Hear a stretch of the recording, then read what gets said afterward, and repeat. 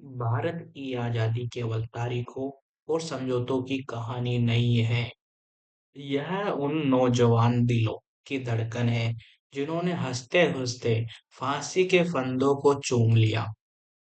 उन चेहरों में एक चेहरा ऐसा भी है जिसकी आंखों में सपने थे, हाथों में किताबें थी और दिल में क्रांति किया। वह नाम था भगत सिंह।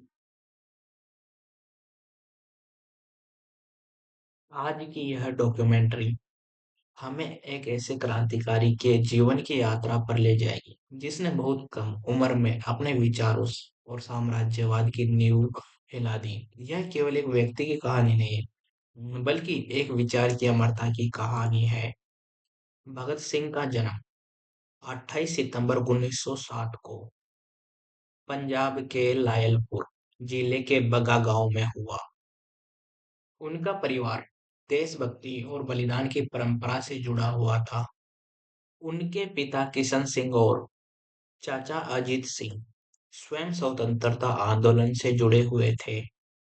घर का वातावरण ऐसा था जहां आजादी की बातें, अंग्रेजी हुकूमत की अत्याचारों की चर्चाएं और क्रांति के गीत आम थे। भगत सिंह ने बचपन से ही यह देख लिया था कि गुलामी क्या होती है और उससे लड़ने का साहस कैसे पैदा किया जाता है। उनकी माँ विद्यावती एक साधारण लेकिन दृढ़ इच्छा शक्ति वाली महिला थी। उन्होंने भगत सिंह के मन में त्याग और देश प्रेम के बीज बोए। भगत सिंह बचपन से ही असाधारण प्रतिभा के धनी थे।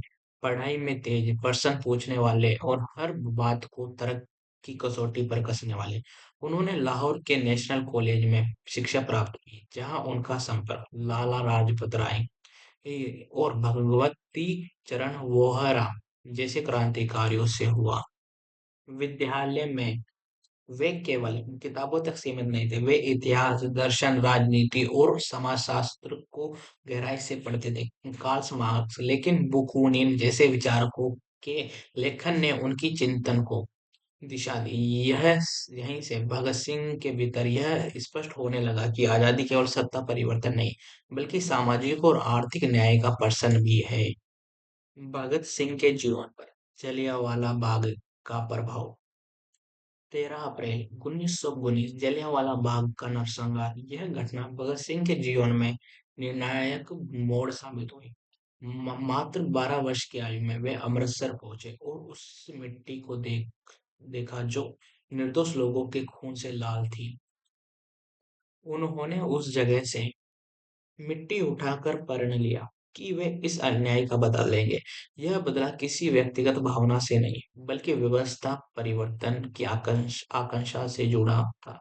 जलियांवाला बाग ने भगत सिंह को भावुक ही नहीं, बल्कि वैचारिक रूप से भी क्रांतिकारी बना दिया।